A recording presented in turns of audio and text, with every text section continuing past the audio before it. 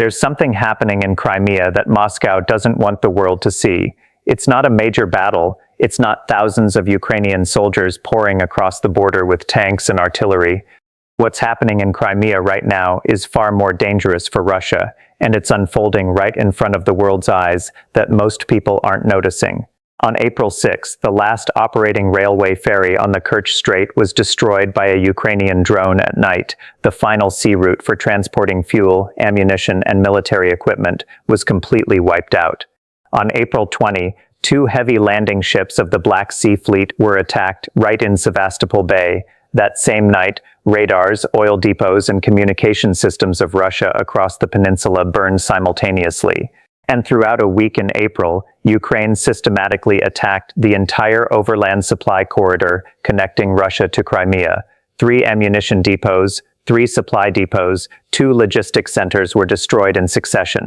These are not isolated strikes. These are the 3 prongs of a calculated strangulation strategy: cutting sea routes, cutting air routes, cutting land routes, and it's working day by day, week by week, until Putin's $4 billion bridge becomes the only target left. Putin once called Crimea an unsinkable aircraft carrier. He's about to discover that even an aircraft carrier will starve if you cut off all its supply lines. Stick with me, because once you understand what Ukraine is really doing here, you'll see this entire war in a completely different way. To understand why what's happening in Crimea right now is so important, you need to understand why this peninsula is not a normal territory, and why both Russia and Ukraine are willing to bet the entire war on it. Let's start from March 2014. In the context of political chaos in Kyiv after the Maidan Revolution, Putin launched a campaign that to this day is still considered one of the boldest in modern military history. Soldiers without insignia, without identity, appeared at the Crimean parliament, at airports, at communication centers, at all strategic infrastructure of the peninsula. Less than 4 weeks later, Crimea belonged to Russia, before Ukraine could react, before the world could understand what was happening. And Putin didn't hide why he wanted Crimea so badly. He called this peninsula sacred, an inseparable part of Russia. But behind that emotional language was a very cold strategic calculation. Crimea is an unsinkable aircraft carrier. That's exactly what Putin said. Whoever controls Crimea controls the Black Sea. Whoever controls the Black Sea has reach into the Mediterranean, into the Middle East, into the strategic trade routes connecting 3 continents. The waters around the peninsula are also rich in oil and gas. This is not just geopolitics. This is money and power for generations. When Russia launched the full-scale invasion in February 2022, Crimea immediately became Moscow's most important strategic springboard. Russia pumped troops, ammunition, and equipment into the peninsula, and from there attacked southern regions of Ukraine, launched missiles and drones into cities, into the front lines, into civilian infrastructure throughout 3 years of war. And the thread connecting this entire system was the Crimean Bridge, the $4 billion structure spanning the Kerch Strait, the vital artery transporting fuel, weapons, ammunition, and reinforcements from mainland Russia to the peninsula since the first day of the invasion. Lieutenant General Ben Hodges, who once commanded U.S. Army forces in Europe for nearly 40 years, said bluntly on the Times Radio podcast that Crimea is the decisive terrain of the entire war, and the ability to project power across the Black Sea truly originates from Crimea. Ukraine understood this from the first day, and over the past 3 years they have patiently executed a plan whose full shape we are only now beginning to see. Let's start with the first weapon in Ukraine's strangulation strategy, and this is what military analysts call the highest symbolic target of the entire war: the Crimean Bridge. Europe's longest bridge, stretching nearly 19 kilometers across the Kerch Strait, connecting the Crimean Peninsula with mainland Russia in the Krasnodar region. Putin personally drove a truck across the bridge at the inauguration in 2018. That was no coincidence. This is his most symbolic project, physical proof to the world that Crimea now belongs to Russia forever, that the 2014 annexation is irreversible, that Moscow has built a permanent physical link between the peninsula and the mainland. Construction cost nearly $4 billion. Construction time took many years, and since Russia launched the full-scale invasion in 2022, this bridge has become even more important than a symbol. It has become the lifeline of the entire Russian military campaign in southern Ukraine. Fuel for tanks and aircraft, ammunition for artillery positions, weapons for garrison forces, reinforcements to replace those killed or wounded. Everything had to go through that bridge, and Ukraine knew this from the first day. The first time Ukraine attacked the Crimean bridge was in 2022, a strike the world thought was impossible, on a target that Russia protected like it protected Moscow itself. The bridge had to close. Russia had to mobilize hundreds of millions of dollars to repair it, patching every damaged section while trying to maintain minimal supply flow for forces in Crimea. That was the first time. The second time came in July 2023, and this time Ukraine completely upgraded the attack method, combining aerial drones with underwater mines, a tactic never before used against this target. The damage was heavier, the closure time was longer, the repair costs were greater.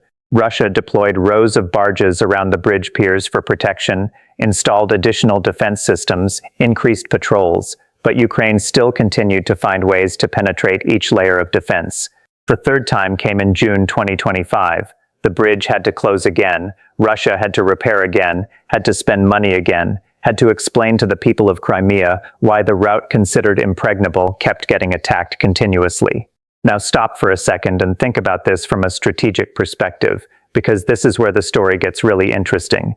Many people view the attacks on the Crimean bridge as psychological strikes, bold performances to embarrass Putin in front of world opinion. That's partly true, but that's not the main reason. The main reason is the supply line. Think about the geography. Crimea is a peninsula. Physically, it's almost an island, connected to the mainland only by a narrow strip of land in the north bordering Ukraine's Kherson region.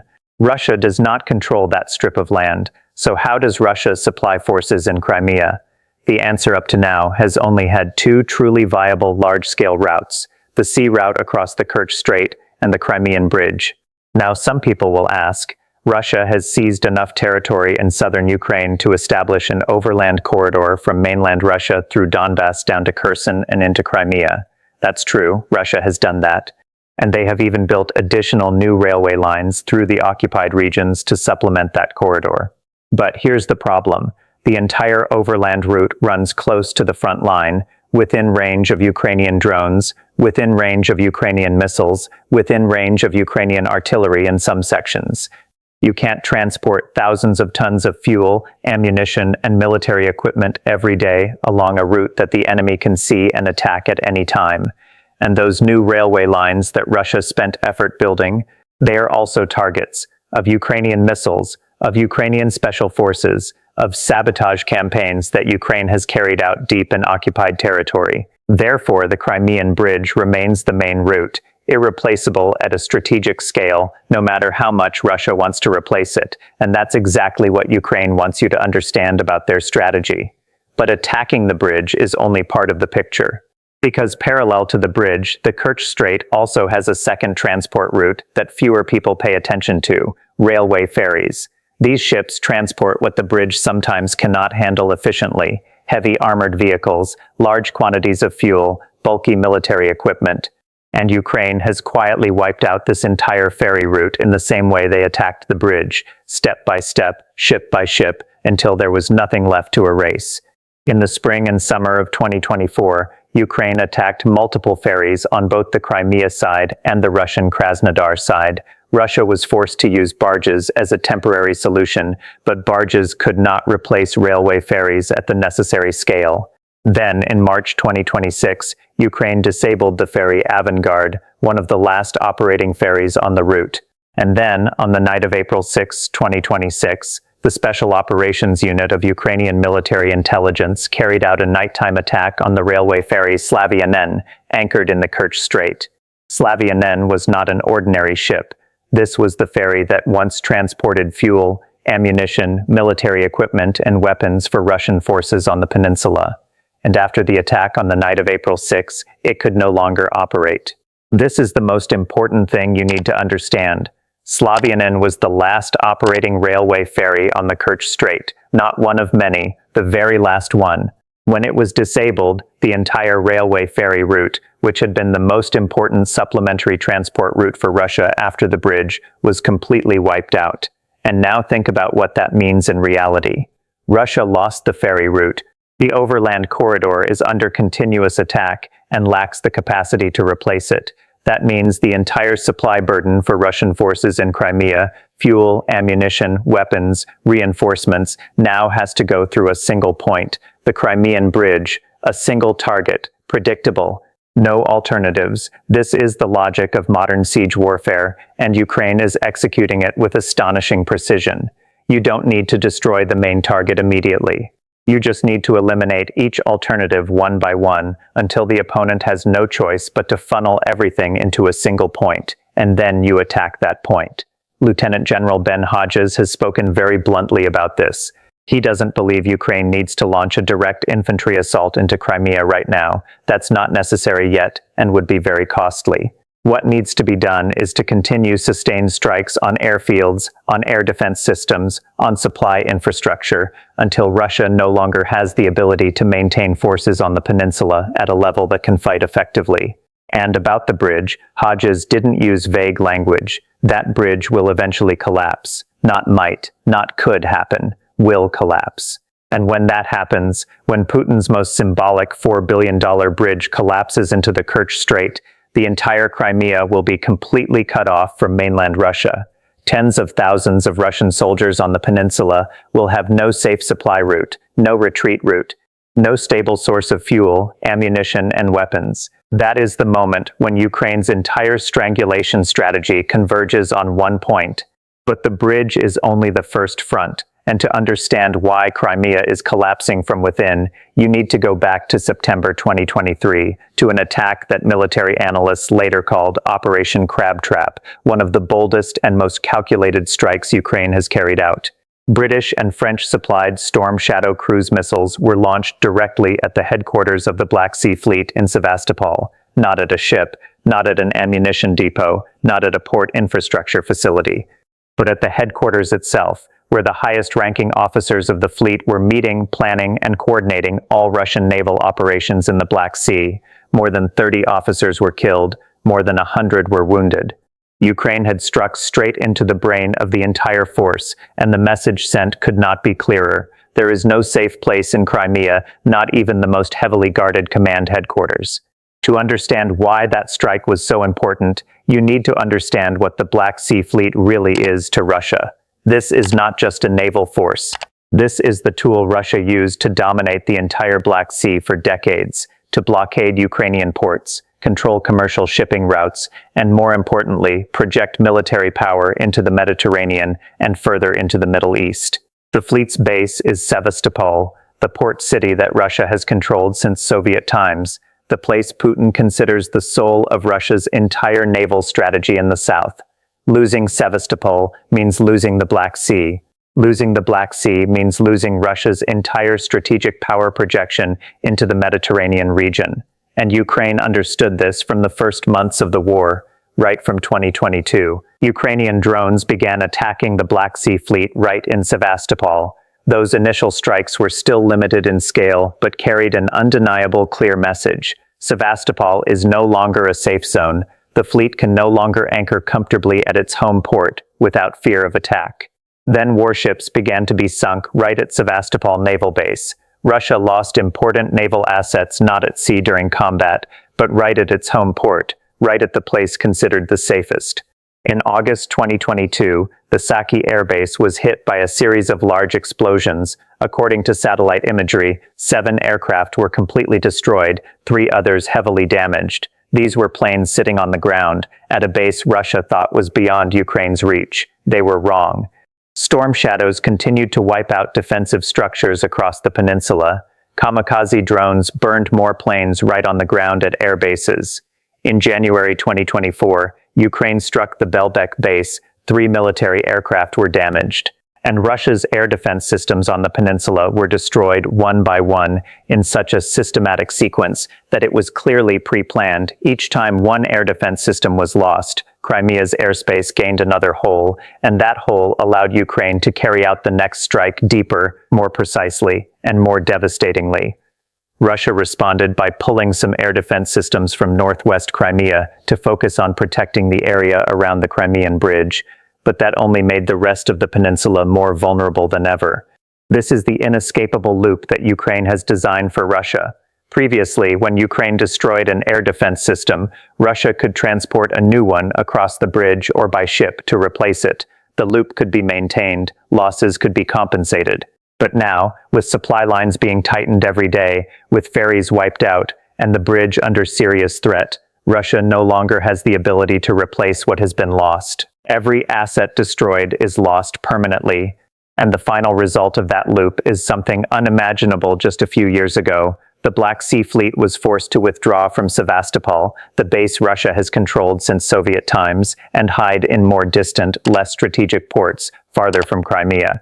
Then April 2026 arrived, and what happened in less than a month in Crimea was the most intense series of attacks Ukraine has carried out since the beginning of the war.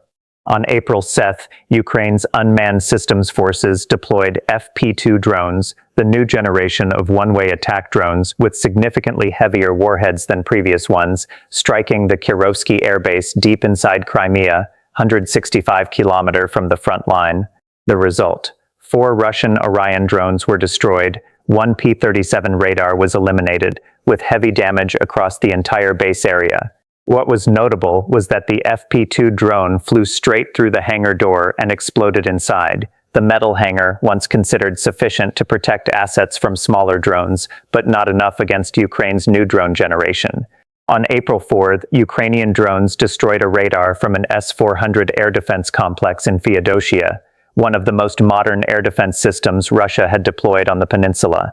On April 14th, Ukraine struck 3 radar stations simultaneously, including the Nebo-U complex in Feodosia. This was a long-range radar designed to detect stealth aircraft, and it was just wiped out. Then on April 20, the night when Crimea truly shook, the Ghost Special Unit of the Security Service of Ukraine carried out a large-scale coordinated campaign targeting Sevastopol Bay. The landing ship Yamal, Project 775, with a 500-ton payload including armored vehicles and troops valued at over $80 million, was attacked. The landing ship Nikolai Filchenkov, Project 171, with a maximum payload of 1,000 tons valued at around $70 million, was attacked. That same night, the Podlyot K-1 radar was destroyed. The Azov ship and another unidentified ship were also attacked. The Delphin communications system antenna was damaged. The Yugdursan fuel depot caught fire. Less than a week later, on April 26, the Alpha unit of the Security Service of Ukraine carried out an even larger special operation, simultaneously striking the Sevastopol naval base and the Belbek military airfield. Yamal and Filchenkov were damaged again. The reconnaissance ship Ivan Kurs was attacked. The Lukumka training center was damaged. The Air Defense Radio Intelligence Command Center was struck. The Cape M1 radar was eliminated. A MiG-31 aircraft was damaged. The technical infrastructure of Belbek airfield was destroyed. Then on April 29, Ukraine continued. An ammunition depot near Pervomeyske was attacked. The TS oil depot in Simferopol caught fire. The MR-10 air defense system, the Air Defense Command Center, and Parol 4 radar at Kerch airfield were eliminated. And here is the total figure you need to remember. In just April 2026, Ukraine's unmanned systems forces destroyed a total of 38 Russian air defense assets across the entire theater, 38 radar, missile, and command systems that Russia can no longer replace in a short time. Think about what all of this means in strategic reality. Without landing ships, Russia loses the ability to bring troops and equipment into Crimea by sea. Without ferries, the heavy transport route across the Strait is wiped out. Without air defense systems, Crimea's airspace increasingly becomes free sky for Ukrainian drones and missiles. Without the Black Sea Fleet at Sevastopol, Russia loses the ability to use its most important strategic port in the Black Sea. The Black Sea Fleet, once the pride of the Russian Navy, once Moscow's tool to project power across the entire Black Sea and beyond, has been pushed back from its own base. And with it, Russia is gradually losing control of the Black Sea, gradually losing power projection into the Mediterranean, gradually losing what Putin once called an irreversible strategic advantage. But we still haven't talked about the third front.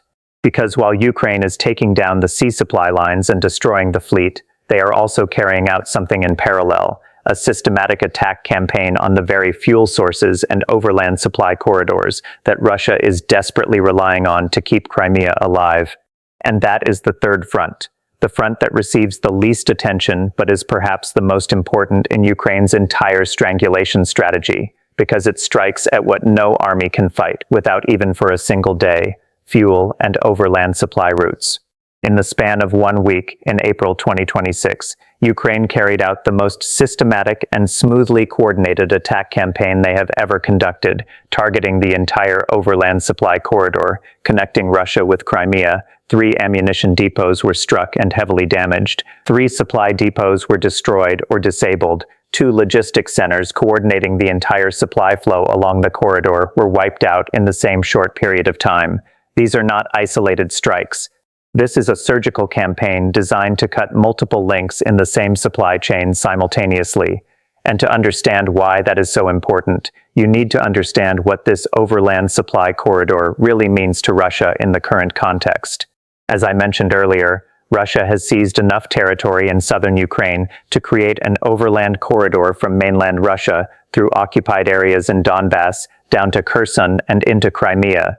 This is Russia's only remaining alternative route if the Crimean bridge is completely destroyed. But here is the problem Moscow has no way to solve. The entire overland route runs through occupied territory close to the front line, within range of Ukrainian drones, within range of Ukrainian missiles, within range of Ukrainian artillery in some sections. Ukrainian drones continuously patrol from above, scanning the entire area, detecting any supply convoys trying to move along this corridor. And once they spot them, it is only a matter of time before drones attack or missiles are directed there. You cannot transport thousands of tons of ammunition, fuel, and military equipment every day along a route that the enemy can monitor from the air 24 hours a day, 7 days a week. That is physically and tactically impossible. But Ukraine is not only attacking the supply corridor, they are also striking something even more fundamental, something without which every weapon, every tank, every air defense system on the peninsula becomes useless scrap metal, fuel. On April 8, 2026, Ukraine's 414th Unmanned Systems Brigade deployed drones to strike the Feodosia Marine Oil Terminal fuel depot, a key logistics facility supplying fuel by sea to the entire Russian occupation force in Crimea and southern Ukraine. At least 2 large fuel tanks burned fiercely, with black smoke rising 10 kilometers high, visible from dozens of kilometers around. Streets in Feodosia were blocked. Water supply was cut. That same night, Ukraine continued with additional strikes on a fuel depot in the village of Ovrazhki. 2 important fuel facilities hit in the same night at 2 different locations on the peninsula. On April 20, Brigade 414 continued. A Panzer S-1 missile system in Feodosia was attacked. Iskander missile bases in Mizhyria and Korotna were struck, and 2 more fuel depots, Ovrazhki and Hlyboki Yar, were destroyed. On April 29, the TS fuel depot in Simferopol caught fire, an ammunition depot near Pervomaiske was attacked, and while all of this was happening, the people of Crimea were realizing something very alarming was occurring with fuel prices on the peninsula. Gasoline prices in Crimea have risen sharply in recent weeks, causing concern for both residents and local businesses. That is not a random coincidence. It is a direct and undeniable sign that supply is being squeezed, that Ukraine's strangulation strategy is working not just on theoretical paper, but in the daily reality of the peninsula. And why is fuel such an important target? The answer is simple to the point of being terrifying. Without fuel, Russian tanks cannot move. Without fuel, Russian aircraft cannot take off. Without fuel, Russian air defense systems cannot operate. No power, no radar, no ability to shoot down Ukrainian drones or missiles. When you cut off the fuel supply, you not only weaken the opponent's offensive capability, you paralyze their entire defensive capability. And Feodosia, the oil port that Ukraine has attacked repeatedly, is the last remaining sea route entry point for fuel into Crimea. As it continues to be hit, as the storage tanks continue to burn, Russia has no safe way left to bring fuel into the peninsula at the scale needed to sustain a large military force. Now zoom out and look at the big picture, because what is happening in Crimea is not occurring in a vacuum. It is happening in the context of a war where the battlefield situation is changing rapidly and decisively in Ukraine's favor. February 2026 was the first month since 2023 in which Ukraine recaptured more territory than it lost, a milestone that just a few years ago no one dared to imagine. Hundreds of domestic defense contractors are operating across Ukraine, producing drones, missiles, and air defense systems at an unprecedented pace, and the results are visible. According to data from Russia's own defense ministry, Ukraine launched 389 drones in a single night, the largest drone attack since the war began. And financially, Ukraine is facing a game-changing moment. A 90 billion euro loan, equivalent to $105 billion from the European Union, is about to be disbursed after Hungarian Prime Minister Viktor Orbán, the only one in NATO and the EU who continuously defended Russian interests and blocked this loan, lost the election on April 12. This is the largest financial resource Ukraine has ever received in the entire war, and it will pour in at the exact moment when Ukraine is in the strongest position it has ever been. Putin has not only lost Orbán as a personal ally, he has lost his only remaining protector in both the NATO and EU blocs, causing Russia's political influence in Europe to drop to its lowest level since the end of the Cold War. Meanwhile, what does Russia look like in 2026? Recruitment is declining sharply while casualties continue to climb. Tens of thousands of soldiers killed or wounded each month, many deserting or surrendering instead of fighting. The pace of Russian advances on the fronts is at its slowest ever. In many frontline areas, Russian forces are no longer advancing, but are being pushed back. And here is the most notable thing. Even Russia's hawkish military bloggers, the ones who were once the strongest voices supporting the invasion, have begun to admit that the battlefield situation is tilting toward Ukraine. When your most passionate supporters start telling the truth, you know the situation has become very bad. And now put all these pieces together, because this is the no-escape equation that Moscow is facing in Crimea. The sea route has been cut, ferries wiped out, landing ships destroyed, the Black Sea Fleet pushed back from Sevastopol, the Feodosia oil port under continuous attack. The bridge route is under more serious threat than ever and is becoming the single point concentrating all supply flow, which does not make it safer but only makes it a more valuable and predictable target.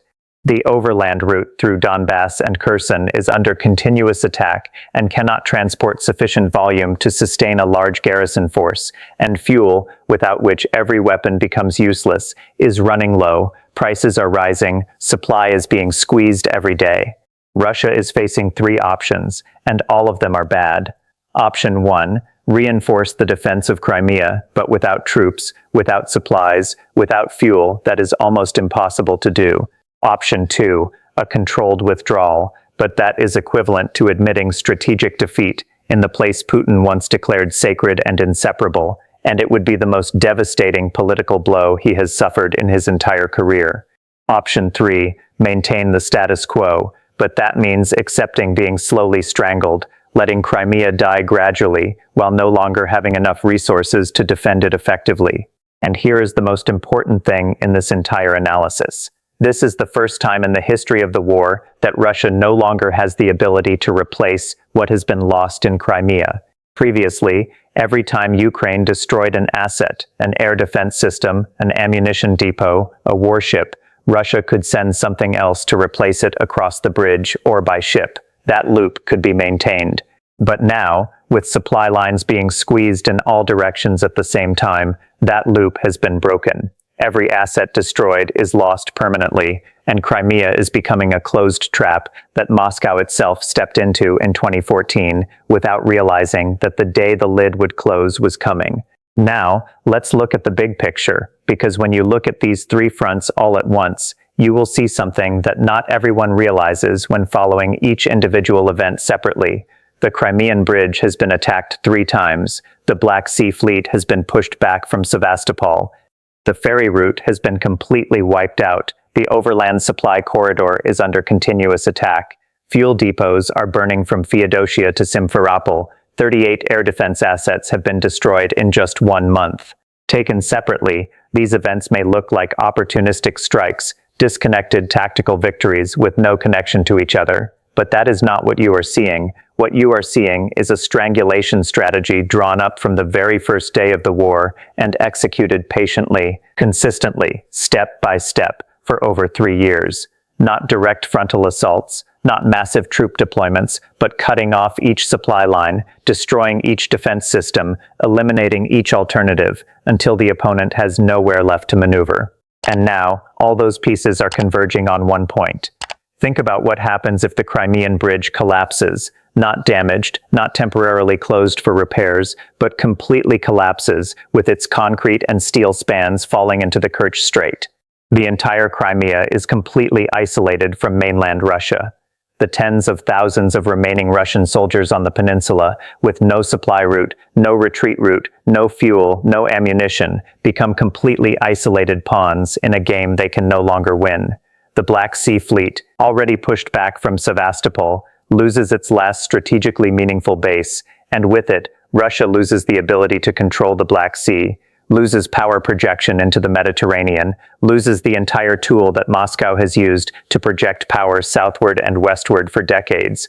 And if Ukraine can create an attack corridor through the Kherson region to bring ground forces into the peninsula, then the remaining Russian forces in Crimea will have no way out. They will have to choose between surrender and annihilation in a terrain where they cannot receive supplies, cannot receive reinforcements, cannot receive anything from the mainland. Looking further ahead, if Ukraine can ultimately join the European Union or NATO, something that becomes increasingly possible with every Russian military failure, then Moscow's sphere of influence will shrink to a level that even the most pessimistic about Ukraine's prospects would not have dared imagine just a few years ago. That would be a complete reversal, not only of what Putin achieved in 2022, but of everything he thought he had locked in forever in 2014. The pieces are in place. This is no longer hypothetical. This is what is happening, day by day, week by week, on a peninsula that Putin once called an unsinkable aircraft carrier, and is gradually realizing that no aircraft carrier is unsinkable if you cut off enough of its supply lines. In 2014, Vladimir Putin stood before the world and declared that Crimea is Russia's forever, a perfect campaign, executed in less than 4 weeks, without a single major shot fired, without any significant blood spilled. He called this peninsula sacred. He called it an unsinkable aircraft carrier. He built a $4 billion bridge across the Kerch Strait as a physical monument to the permanence of that decision, then personally drove a truck across it in front of the world's cameras as an undeniable statement, "This is mine, and no one can take it back." He thought he had locked Crimea in for generations. He thought he had created an irreversible reality. He was wrong, because it turns out an unsinkable aircraft carrier can still starve. It turns out, when you cut off supply lines, when you wipe out the ferry route, when you push back the fleet, when you burn the fuel depots, when you destroy air defense systems one by one until there is nothing left to replace, then the unsinkable aircraft carrier becomes an isolated island, and an isolated island cannot fight forever. That is the lesson Putin is learning in real time, on the very land he once considered the greatest achievement of his entire career. And we are witnessing that lesson unfold day by day. This is Military Show. If you want to continue following analyses like this, what is really happening behind the headlines, the real strategy behind the attacks, and why seemingly disconnected events are pieces of a much larger picture, subscribe to the channel right now. We follow every development of this war and will continue to analyze everything as it happens. There is still a lot more to come in Crimea. Don't miss it.